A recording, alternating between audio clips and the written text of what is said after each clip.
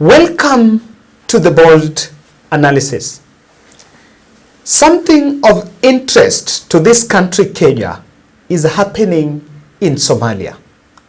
And I want us to look at it because the interest, it's something that entangles both Somalia, Turkey, Ethiopia, US, and it has a direct effect on our country, Kenya. I think in this podcast we exclusively covered that the Kenya designation as non-NATO ally is a bag that was coming with a lot of baggages.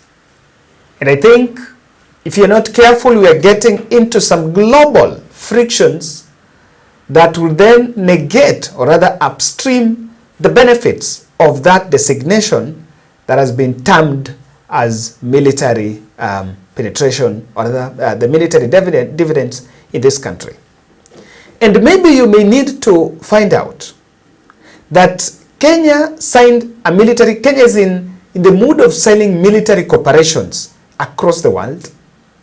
In South Korea, if you look at this photo, one of our military personnel, that person welcoming the president, is from Tokyo and is believed to have also flown to Tokyo to receive the president, as William Ruto also is supposed to sign a military cooperation deal in South Korea, and it involves some exchange program on training.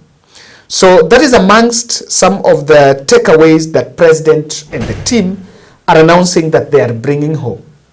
And apart from that, in United Arab Emirates, there is also another military cooperation deal that is being signed. And so I want us to delve deep and look at the development from Somalia. Somalia has signed an agreement with Turkey so that Turkey can take over the Somaliland Red Sea shores. Or this is basically ports. And that deal was signed to bring in Somalia. Remember, in Somalia there are two. There is Somalia and there is Somaliland.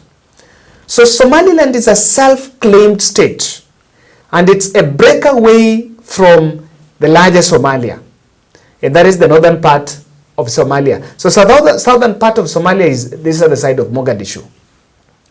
So in the Somaliland, it's normally it borders Ethiopia, and it's the place that also have the Red Sea shores. So Somalia is entering a deal with Turkey so that Turkey can take over those shores and those ports, the Somaliland and the Somaliland stroke Jubaland. It's also known as Jubaland in other words. But that agreement have some ramifications because it's crossing fingers, it's crossing line with the US. The interest of Turkey in Somaliland are the minerals that are being mined by the US companies. So Turkey wants to kick out US from Somaliland. But now pay some attention. It will be critical for you to understand that what US have now done to counter Turkey is to link the the Somalia pirates and Houthis in the Red Sea in a fight that Kenya has been enjoined. So that entanglement between Somalia, Somalia, Turkey, Ethiopia, and US, Kenya is getting its way in it. But it's very critical for you to understand the bearing of all this. In 1992, there was a UN-backed mission, UNISOM 2, in Somalia. And this mission was because there was famine in the other northern part, which is now that Somaliland. And this famine was there because of a civil war. So the UN-backed mission in Somalia, you remember this other fight against Al-Shabaab, this is not the first one. So that UN-backed mission was supposed to help, amongst other things, rebuild Somalia and also allow for penetration of humanitarian aid to the affected areas. But something happened. And I think the UNISOM clashed with some Mogadishu militia, or rather, let's say Mogadishu. Yeah, it was Mogadishu government. Some people that were some officials that were now posturing as the government of the day. So what happened? US tried to go and arrest these leaders. I think it's called I did, if I read it well. And that was 1993.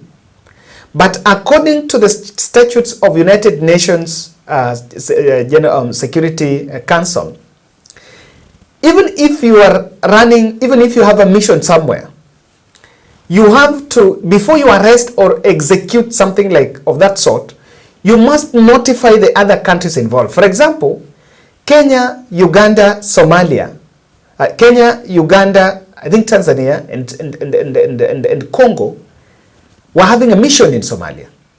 Now, if Kenya wants to arrest a leader or want to do an operation there, Kenya must notify the others so that they can easily get reinforcement. But what happened in 1993, the US had a plan to go and arrest those Somalian leaders, but did not notify the other members who were there, and they were defeated. And that is the famous Black Hawk Dawn. So, and remember, it was a 6-hour fight to capture the leaders, and that collapsed. What followed is US left Somalia. And after leaving Somalia, all the other leaders, all the other countries that were there had to leave. Why? US is it does the heavy lifting in any mission. Remember, America is the watchdog of United Nations Security Council. So if US leaves, just like in Afghanistan, if US leaves, the others left. But something happened. Turkey remained. So you understand, Turkey remained to help rebuild Somalia, even though it was not successful, but they still remained there to try rebuild Somalia. And what's happening now, Somalia is getting now a deal with Turkey, and it's part of their strongest allies to Turkey to take over the Somaliland. And they believe by Turkey taking over Somaliland, they would successfully disarm Somaliland, who are seeking self-determination. But what the resources they have to help them maintain their self-determination are those minerals. And remember, that despite the fact that Somaliland had been receiving even donations and donor funding and some global support, they've not successfully stood on their own. So this critical agreement between Somalia and Turkey have an effect in US, and because US also feels Turkey wants to throw them out of Somaliland because of those minerals, they are hatching a strategy to fight back. And so they're intensifying the fight against the Houthis and Somalia pirates. And then that crosses my mind. Something crosses my mind. When William Ruto was in US during the recent US tour, one of the things he was asking Biden is for the issue of AMISOM leaving Somalia, and was acting like he still doesn't want them to leave because Somali generals, the Somali government is saying they're not yet stable. And from what I can see, clearly, even that US, if Somalia is signing deals with Turkey to keep US from Somaliland, then where is the US standing in supporting Somalia? So many questions at stake.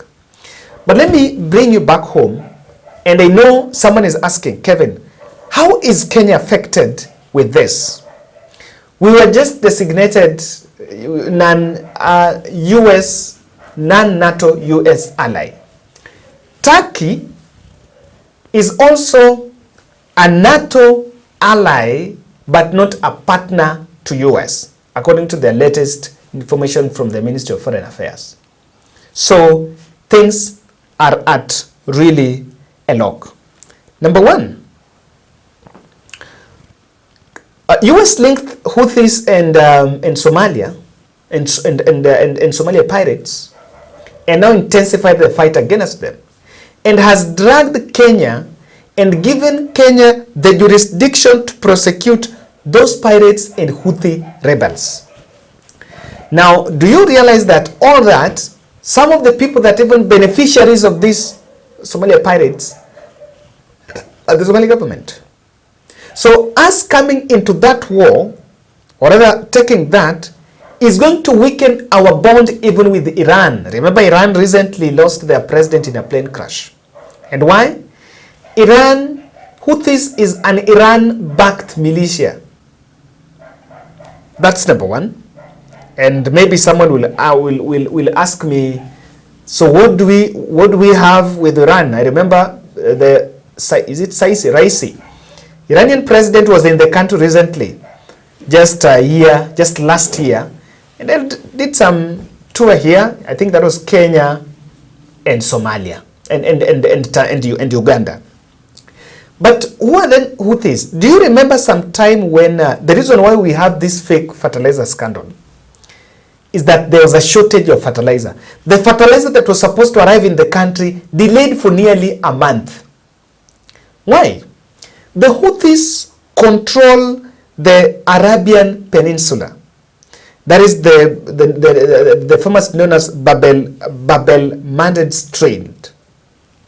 So they control that space, and Kenyan imports passes through that peninsula, through to the Indian Ocean to arrive in the country.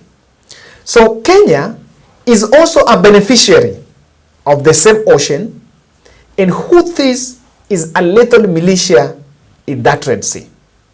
So us also getting involved in it, they also have a possibility of affecting us. And remember, that is why our shipment, even at the Red Sea, had been experiencing delays.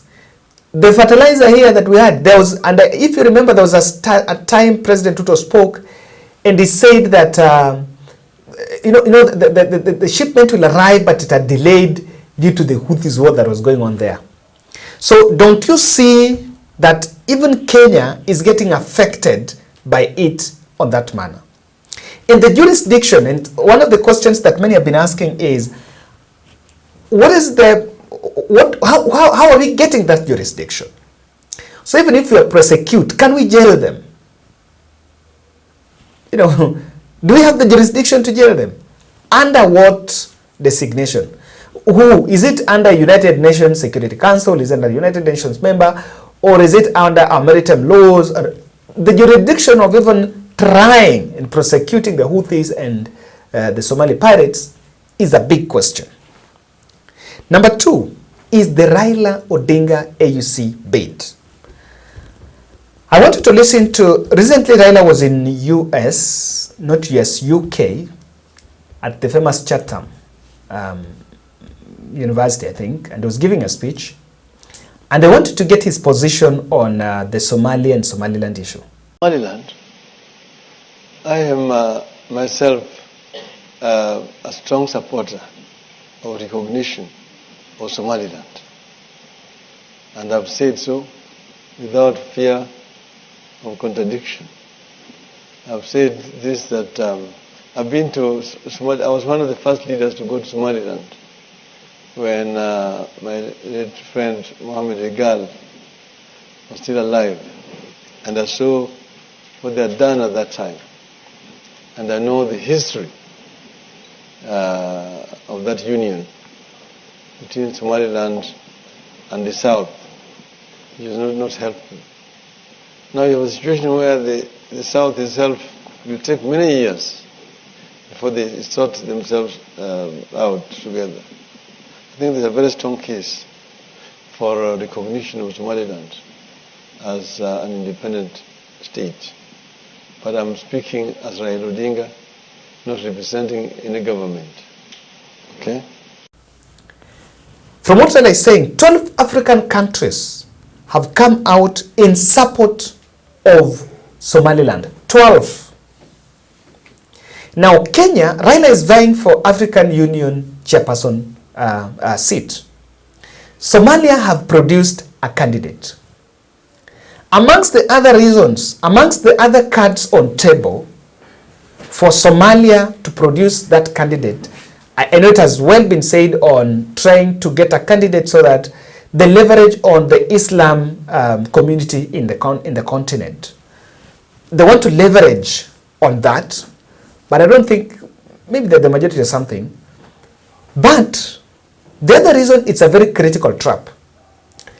If Somalia will have to withdraw their candidature for Raila Odinga or even back Raila Odinga, one of the most contentious issues on table will be whether Kenya will stop, or rather, whether Kenya will not stop the self-declaration, the independence move by Somaliland. And it is very clear, Raila is speaking, and I think when Raila was speaking there are quite a number of other African countries that believe, there is no problem. And maybe you need to understand, what is this Somaliland and Somalia? Somaliland is not where there is that fight. This Al-Shabaab, the Mogadishu, the Al-Shabaab is in the southern part. Now Somaliland feel they are very safe. They are not having, those militias are not there. And for them, they are ripe to establish their own country. But remember, it is northern part of Somalia. So what they want is their own independence so that they get self-determination. And that self-determination has put then Raila Odinga's bid in the question, because Raila will have to give a position on who he supports. Now, if he stands to choose with Somaliland, then countries that are against Somaliland may not support him. At the same time, if he chooses to denounce Somaliland, then countries that are supporting self-determination of Somaliland will not support him. So it's a very critical, it's a very interesting geopolitics at play. The lastly is what we've been saying. Kenya is giving US land in Wajir, and of course, I think in the coastal region, for them to establish a military base. And that attracts a lot of, of those global risks coming to place. In 1998, Kenyan US embassy was bombed in Kenya simply because Kenya was hosting that US embassy by Al-Qaeda. And by that time, Al-Qaeda was having an estranged fight with the US. The same time with Somalia, with the same time with Tanzania. So more questions have arisen that with the US having all these global, with all these enemies around, if we give them a military base and they're engaged in these wars in the other side of Somalia, then it's going to have a very critical part of, it's going to have a critical danger on this country, Kenya. So are we going to attract more enemies even by it? I agree with one of the diplomats said that even the West are learning their lessons.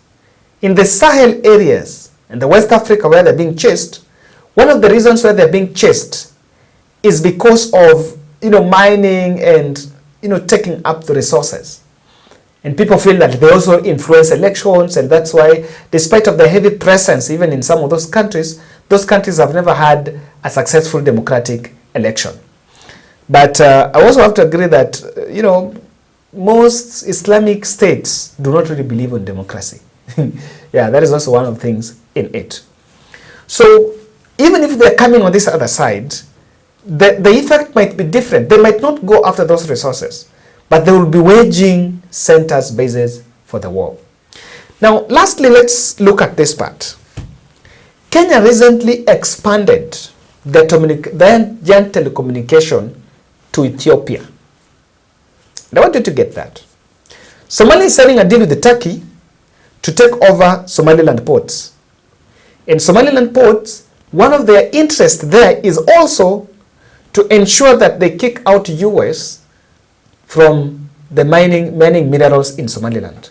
But also another part, with that deal, Ethiopia is also getting affected because Ethiopia also shares that port. So what does that mean? In any case, Kenya will support Somalia. Then it's also have a risk of getting into a diplomatic tiff with Ethiopia. And Ethiopia is one of our Kenyan partner into giant telecommunication companies. Recently, one of the giant